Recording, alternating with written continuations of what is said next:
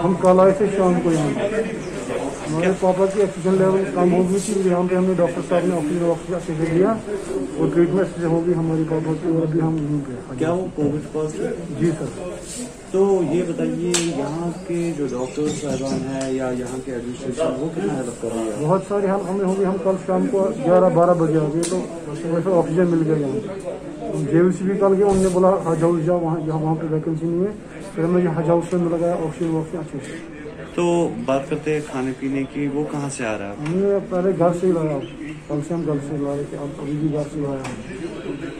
तो आप मुझे बताइए कि यहाँ के जो स्टाफ है वो प्रॉपरली ऑक्सीजन चेक कर रहे हैं, डॉक्टर्स लेवल चेक कर रहे हैं, ऑक्सीजन भी चेक कर रहे हैं। अल्हम्दुलिल्लाह यहाँ पर सब फैसिलिटीज ठीक है एज कम्पेयर अदर हॉस्पिटल। अभी हम सुबह भी आए तो डॉक्टर ने भी अच्छे से ट्रीट किया, फैकल्टी बहुत कोऑपरेटिव है, सब कुछ अल्हम्दुलिल्लाह अच्छा हो रहा है।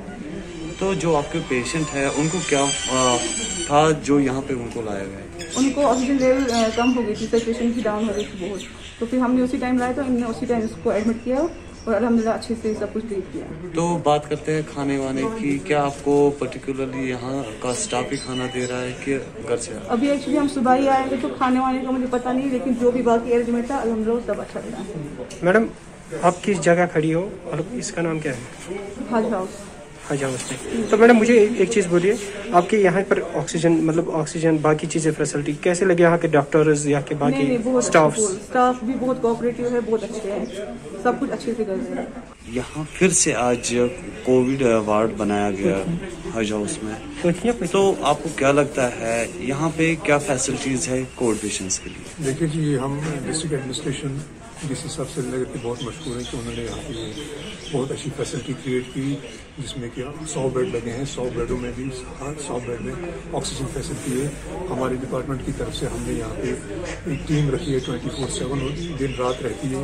एक डॉक्टर, एक फार्मासिस्ट, एक नर्सिंग वार्डन, उसके अलावा हमने एक नोडल ऑफिसर रखा है। उसके अलावा एक हमारा फिशर 10 से 4 यहाँ ड्यूटी देता है और ऑन कॉल रहता है। उसके अलावा मैं खुद भी यहाँ आता हूँ और ये फैसिलिटी उन पेशेंट के लिए है जिनको लो डिमांड ऑक्सीजन की नीड है, वो उसी ज़रूरत के हिसाब से हम पेशेंट को यहाँ रखते हैं। दूसरा, इस फैसिलिटी का ये मतलब था कि अगर जेवीसी में कोई कोविड पेशेंट 10 दिन रहता था, वो 6ठे दिन के बाद उसकी ऑक्सीजन डिमांड 5 लीटर होती थी, उन पेशेंटों को भी हम यहाँ शिफ्ट कर रहे हैं, क्योंकि जेवीसी और अदर एसएमएच हॉस्पिटल्स में एक कीमती बेड जल्दी खाली हो जाए, जहाँ की एक सीरियस पेशेंट का ही इलाज हो रही है। तो ये फैसिलिटी इंशाल्लाह, मतलब इस फैसिलिटी में हर कोई लाइन डिपार्टमेंट है, पीडीडी है, मैकेनिकल डिपार्टमेंट है, फायर सर्विसेज है, एग्जीक्यूटिव मैजिस्ट्रेट है। यहाँ ये गवर्नमेंट की तरफ से एक अच्छी फैसिलिटी है लोगों के लिए जिनको की भी ऑक्सीजन की जरूरत हो, घंटा हो, दिन 2 दिन हो, तो हमारी तरफ से हम फुली प्रिपेयर्ड हैं। अगर हमें इसको इंक्रीज भी करना पड़ेगा 200 बेड तक, हम उसके लिए भी तैयार हैं।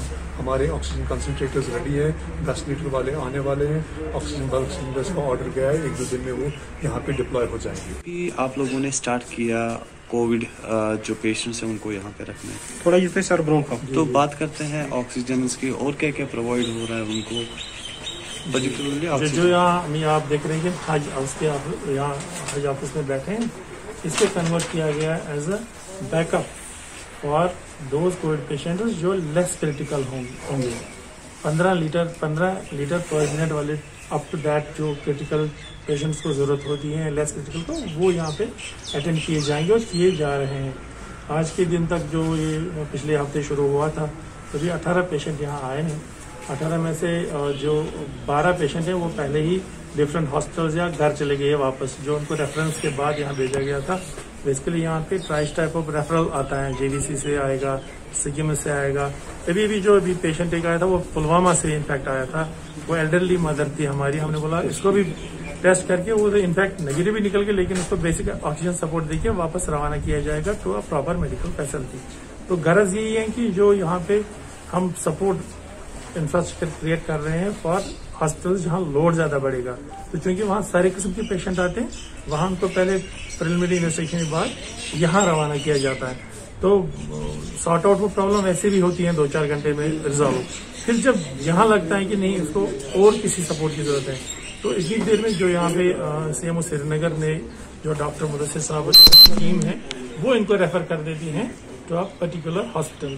तो इसका ओवरऑल जो मतलब निकल जाता है वो है कि पैनिक सिचुएशन या जो पेशेंट का प्रॉपर अटेंशन मिलना होता है, उसी हिसाब से, उसी प्रोटोकॉल के हिसाब से सीएमओ श्रीनगर की जो टीम है वो यहाँ पे अपना काम अंजाम दे रही है और बहुत अच्छी तरह से अंजाम दे रही है। ईद आने वाली है, ईद आने वाली नए सेंटर्स जो बनाए हैं यहाँ पे, जो नए सेंटर्स आपने बनाए हैं, तो क्या क्या फैसिलिटीज है यहाँ पे? क्योंकि देखा गया है कि पिछले कुछ समय से ये बात भी चली थी कि ऑक्सीजन की कमी है, तो किस इस पे आप क्या? वही एक एफर्ट है। जैसे यहाँ आपको पता होगा पिछले साल ये हज हाउस जो था ये क्वारंटीन सेंटर ही की तरह काम करता था पॉजिटिव पेशेंट्स से या जिनको आइसोलेशन की जरूरत थी।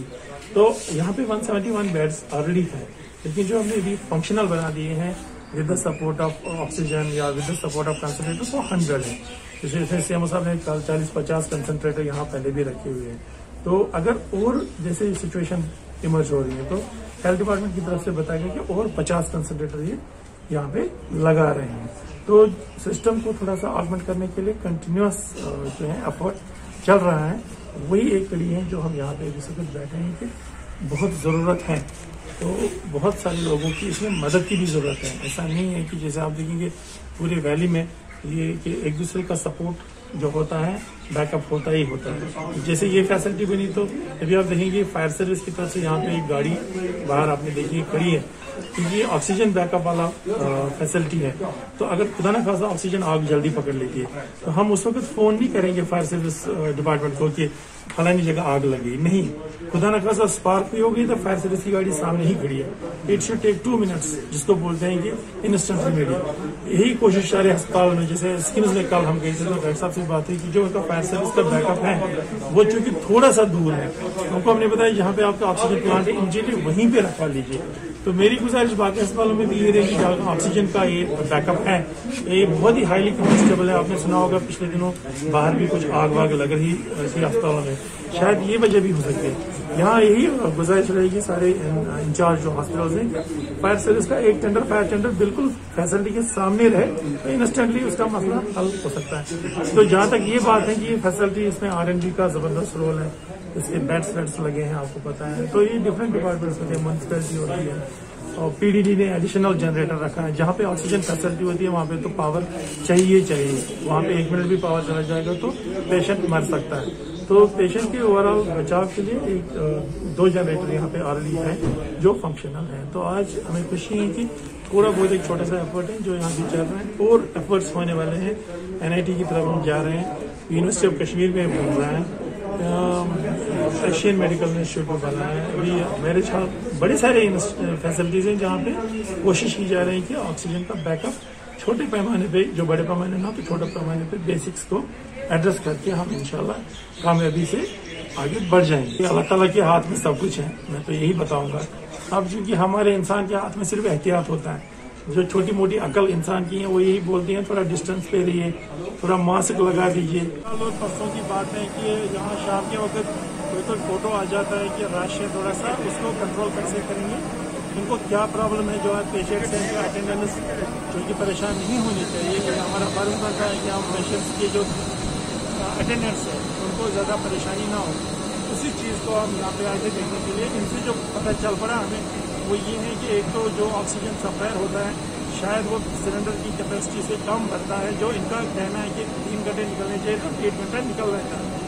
वो हमने बोला हम इनसे सॉर्ट आउट करके सप्लायर से, तो वो हम सोल्यूशन इसका निकालेंगे, पूरे का पूरा कैपेसिटी का सिलेंडर भर के आएगा। दूसरी प्रॉब्लम ये थी कि जब गाड़ी आती है तो ये बोलते हैं कि उस वक्त हमारा कंट्रोल जो डिसिप्लिन में पूरा रहता है, नहीं लोग परेशानी की वजह से एक दूसरे पे सब कर लेने की कोशिश करते हैं। तो उसके लिए भी हमने इंतजाम किया है कि थोड़ा बैकअप जो स्कैन का वो दे देंगे। साथ में अगर थोड़ी सी शॉर्टेज है, अगर 2 गाड़ियाँ आती है तो तीसरी गाड़ी हम इंशाल्लाह आज से जोड़ेंगे, ताकि ये 40-50 आदमी का छोटा मसला है तो वो जब बैकअप ही बढ़ाएंगे और ज़्यादा तो इंशाल्लाह ये मसला भी हल होगा।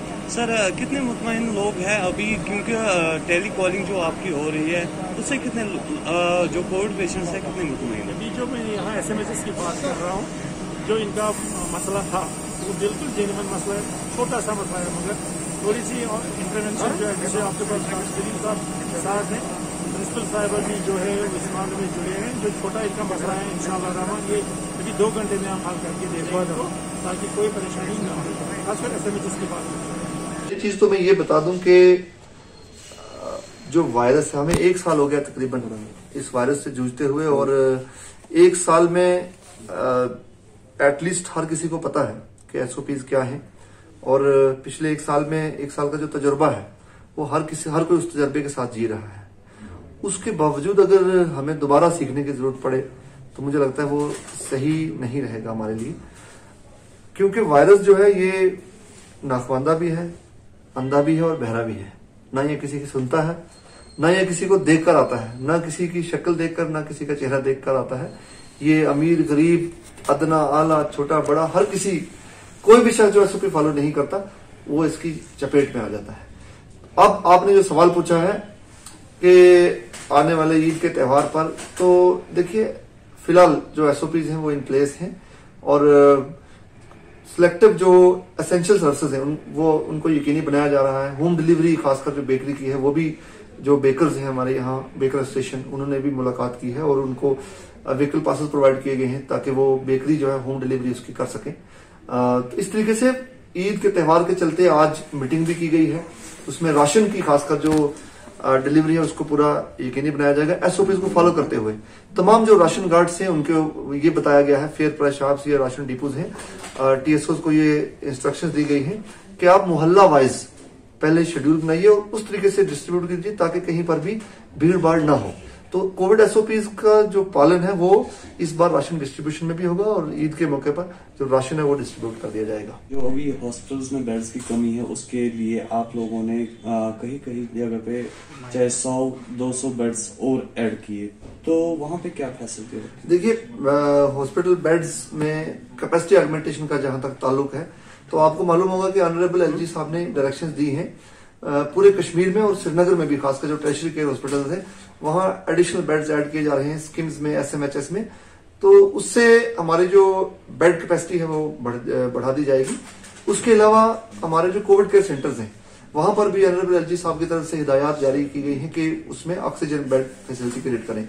तो हमने already 100 bed facility, oxygenated bed जो है वो इन प्लेस है इस वक्त, वहां पेशेंट्स आ भी रहे हैं।